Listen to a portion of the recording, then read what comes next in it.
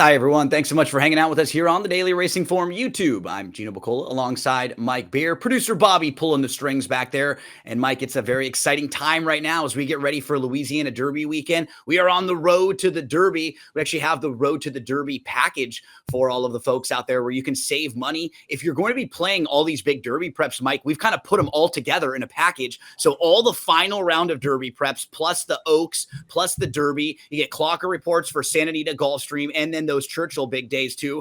I mean, where a lot of people are going to be playing them. Might as well put it all together and save some money right here, right? Yeah, nothing wrong with this deal here. Save yourself a little bit of money. You're going to be using, and you're going to want to use all this stuff anyway. Once we get up to Derby weekend, there's just going to be so much going on. You might as well sort of consolidate all your information there and have it handy. So this weekend, kind of the last big round of preps all start. It's the big weekend at Fairgrounds with Louisiana Derby Day, also a big weekend at Turfway with Jeff Ruby Stakes Day. So we're going to talk about some of the undercard races here, Mike. And one of the big ones coming up is the return of the Breeders' Cup Classic champ, Sierra Leone. His year got delayed a little bit. He was supposed to start in Saudi. I think they had a small foot abscess, so he got backed up just a bit. So this is going to be the starting point for him. We also have some information from a couple of our colleagues from Marcus Hirsch. David Aragona was happy. We're very happy that David shared some of that information with us. So it looks like Kinetic is going to not run in this race. Tarantino also may not run here. Maycox Bay will run here. Touch Upon a Star to be determined. Bishop's Bay not certain. So we have a lot of things to talk about when we go over this race, Mike. Yeah, you're going to want to wait for scratches. It seems like the complexion of this field could change quite a bit by the time we get to Saturday.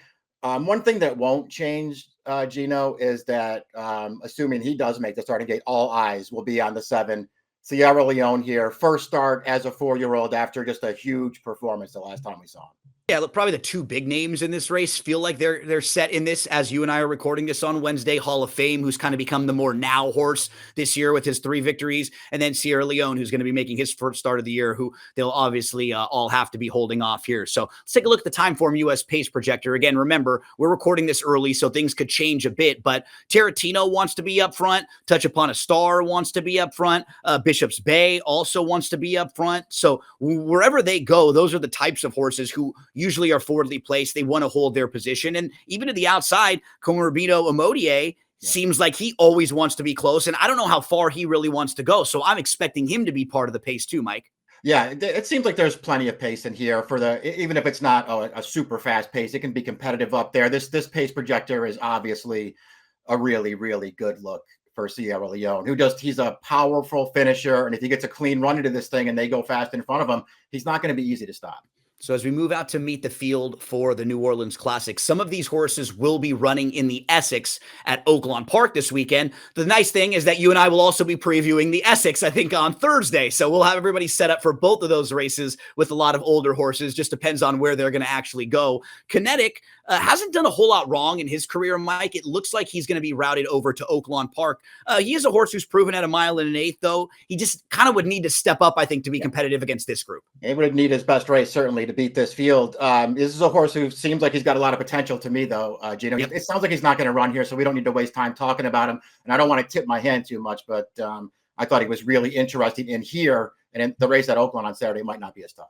Yeah, something to keep an eye on when we talk about him. He does seem like he's got more upside because he's kind of in green. Like if he can just be a little more efficient with his stride late in races, I think there's probably still a ceiling that he hasn't been able to kind of scratch the surface of yet. Hall of Fame is kind of the now horse, right? He was the buzzy horse last year. We didn't know quite how good he was because the couple times he faced Tough for Company, he kind of got hit in the mouth and then backed up. This year, he's been better. He's shown us that he can kind of sit behind horses a little bit. He looks like he's matured. Still don't quite know how good he is overall, Mike, and how far he wants to go, but they've been progressing with him nicely. Like it's been the little by little progression, and now he'll step up and face one of the tougher foes he's ever faced here. Yeah, exactly. You can see the value of time and experience here with this horse. Obviously, they thought highly of him, especially out of the big maiden win last year. He wasn't ready for graded stakes horses early last year, so they gave him plenty of time. He's been good since he's come back. Gino, it sounds like you're leaning maybe the same way that I am. And listen, I think this horse is good, and he's obviously got the 2 fast races coming in here. If I'm being honest, I wasn't, perfectly sold on this horse going into the mine shaft last time. off with a fast maiden win where I just thought he got a super soft trip and took advantage. He got the job done last time. He ran another relatively fast race. But I don't know. To me, he was hardly impressive winning that day. And this race is tougher. Yeah, completely agree. Like, I think he fits pretty well in here Yeah. too. Like, he's probably going to get the jump on Sierra Leone, some of the deeper closers. I wanted maybe a little more from him in that particular race because he was sitting nice behind horses. Like, he's done what he's needed to do so far this year. I guess I just am expecting a little more, and maybe I want a little bit more visually from him. The next horse was pretty impressive last time out, Mike Sansiro, who, I mean, you kind of go through his form overall. He really has improved since the layoff from March to August when he got back on the dirt. Just based on his speed figures, they've gotten a lot better.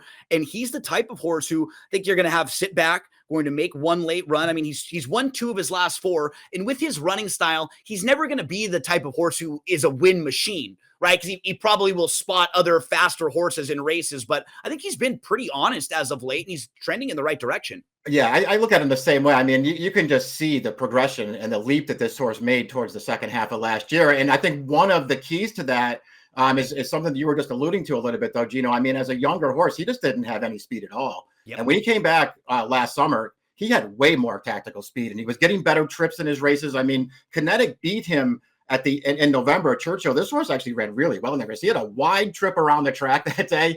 I thought it was a sort of deceptively good performance. And obviously the most recent start, I mean, he's never looked better than he did that day. He got a perfect trip in that race, but he also really ran. And that figure puts him right on the cusp of being really competitive in here. And the horse who he beat came back to win next time out with an 89 Beyer speed figure, kind of franked that form. And that horse has won 2 of the last 3. So honestly, you go through his overall form, it's very good. Distance is no concern for him. He's proven at 1.25 miles, so he can run all day long. That Sansiro, I think, is at least interesting in the bottom of exotics in here. Maycock's Bay set the pace and faded last time out in the mine shaft. That was probably the trip that he wanted, right? He had Comorbino Amodier kind of putting a little pressure on him to the outside. Hall of Fame sitting behind them. We'll probably have to deal with those same 2 foes, and then maybe even 1 or 2 other tougher foes on top of that, though. That was my only concern with this race. Yeah, I mean, he's just, to me anyway, just, based on the last race in particular, but maybe even the last 2, he's just really hard to like in here, unless you can somehow project that he's going to find a way to really jump forward. If you want to give him the wet track excuse, 2 starts back, be my guest. I didn't really think it was a big factor in there. He just didn't, his most recent start in the mine shaft, he just didn't run well enough in there, Gino. At least in my opinion, that pace was not fast. They let him have the lead. The horse that finished second in that race just sat right on top of him. Hall of Fame sat right behind him.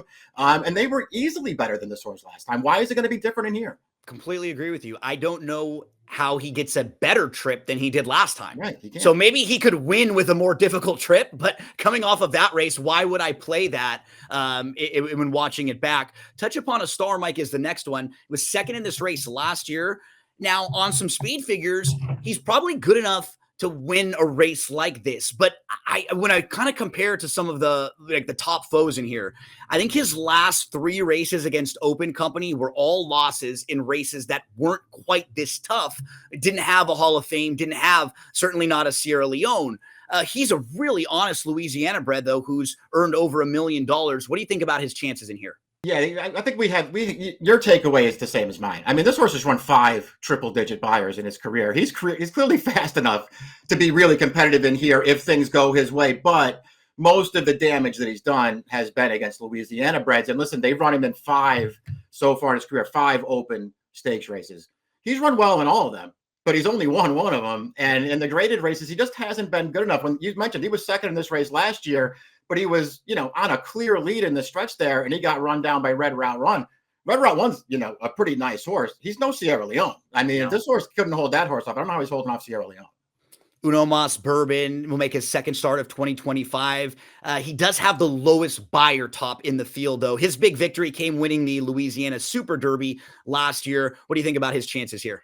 He just looks like he's in, way, way too tough. And he's going to have to find a way to just run the race of his life to be competitive. Sierra Leone, Breeders' Cup Classic winner, has never been worse than third in his career. He just got a fantastic setup in the Breeders' Cup Classic, and he came and ran them all down. He will get Lasix for the first time, and it is worth mentioning that he did miss a little bit of time with that foot abscess, so they had to alter their plans. Initially, we're going to go to the Saudi Cup. Now they can use this as a starting point for 2025. Here he is in 2024 after he makes that big move, which is a little bit earlier than he had been moving in his races, Mike, but they were flying here, and it was a perfect ride. Like, hey, let's not wait. Let's not try to hold up on this horse and wait till let's move right now, get ahead, and let's see if we can sustain that rally. And he did. I mean, he hit the front at basically the top of the lane. Yeah, this is a really strong performance. You're right. They flew in front of this horse. The pace was really fast, but you can see on that replay there wasn't a bunch of horses closing in there. There was only Sierra Leone. And the other takeaway too for me is something that you just touched on. It's not like Sierra Leone, they went wicked fast, he sat back and he came running late and just picked up a bunch of tired horses. That race was his with a quarter mile still to go. He ran huge in there. And it was just nice to see him finally put everything together. We'll see if he needs one off the bench. If he does, obviously, maybe he's vulnerable here. I also think it's really interesting that he's first time Lasix for this race. He's never run on it. You know, in the conversation with him last year, I think kind of went the other way because he had a few races where he hadn't won, but you look overall and it's not like he ever ran a bad race. And I think there was a stretch of 4 races where he didn't win. It wasn't like he was 0 for 8 or 10 in the middle of that year, So I think the conversation went from one extreme kind of to the other extreme. And now we'll see if he can get the year started here. Tarantino looks like might be going elsewhere, but he's been in sharp form right now. This would just be another step up off of what he was facing out west. Yeah, it seems like this is a tougher race than the ones he's been running in. We also, he's also a horse who just wants to be part of the pace, Gino, and we looked at that pace projector earlier. That could make things a little difficult for him as well. And Komobino Omodie, the Japan-bred runner, very, very honest. A horse who I think up to about a mile and a 16th is sharp, is good. I think that's where he's at his best, from like 6.5 to there. My concern now is going a little bit farther because he sat that great trip last time out right outside Maycox Bay. He got the jump on Hall of Fame. That was probably exactly what he was hoping for in that race. He just couldn't hold off Hall of Fame. Now has to hold off Sierra Leone as well. Yeah, exactly. I mean, ultimately, last time, was a great time for this horse to pick up a graded stakes win, and he just wasn't good enough to do it. He's run well in each of his last 2 starts. He had every chance to win, in my opinion, both times, and he couldn't get it done. And unfortunately for him, these graded stakes races, they're only getting tougher from here on out. He had a real chance to get one in the last 2 starts, and it didn't happen. And then rounding out the field with Bishop's Bay. Not sure if he's going to end up running this weekend, but he's a really talented horse, Mike, overall. I mean, he's never been worse than second.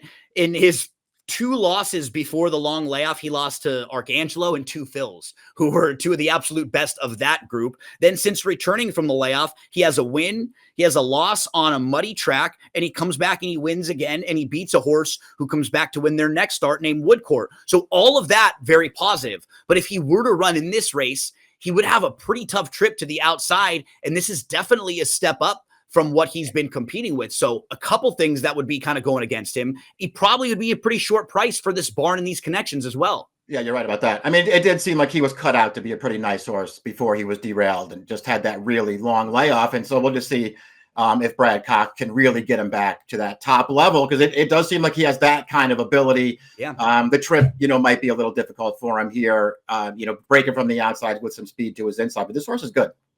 So we'll see what ends up happening with who's running where. Remember, we are recording this on Wednesday, and then we'll record the Essex preview on Thursday. So we may have a little bit more information by then. Let's move to selections for this one, Mike. Well, we got the Breeders' Cup Classic champ coming back. I mean, he's definitely the horse they'll all have to beat. You put him on top. I wondered if maybe Hall of Fame could get the jump. And maybe this could be like one more race for Hall of Fame where he still has that foundation right now early on this year. He likes this track. Maybe if you're going to beat Sierra Leone, it could be right now. But even then, I probably won't get enough value on Hall of Fame to go line up and bet him in this race. Yeah, that was my problem with him too. Certainly, he's got some advantages over the favorite in this race. We'll see if it works out for him. And here, I just didn't want to take him on top. Ultimately, I was going to take a little shot with Kinetic, and just based on his upside and hoping he can move forward. He's not going to run here, it sounds like. And other than him, Gino, I just really couldn't talk myself into anybody else. I'll chalk it out. I'm not going to bet against Sierra Leone, and I'm not going to bet on it. Yeah, it looks like we both thought the 3 San Siro might be an interesting value play if you were looking for some value in some way, shape, or form in this race. Mike's got 7-3-2-5. I went 2-7-3-10. Whoever you play, however you play them, we wish you the best of luck.